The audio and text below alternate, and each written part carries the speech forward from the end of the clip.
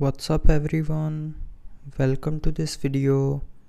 In this video I will show you how to fix the phone not charging issue on your Xiaomi POCO phone. So to fix this issue, first of all check charger and cable if it's working or not. So to check this, charge your another phone with the same charger and cable. If the other phone is not charging too, then it means it's your charger issue. So change your charger, and after that the not charging issue will be fixed. But if you are still facing the issue after changing charger, then try restarting your phone. So to restart, press and hold on the power button.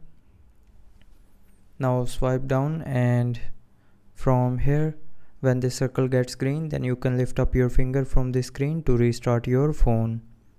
Now after restarting your phone, the charging issue will be fixed. But if you are still facing the issue, then open settings, scroll down and tap on battery. Now here tap on additional features, and then in additional features tap on speed up charging button to turn it on. So if this button is turned off, then turn it back on, and after turning on this button, the charging issue will be fixed. So that's how you can fix the Xiaomi POCO phone which is not charging. So I hope you liked the video. Thanks for watching.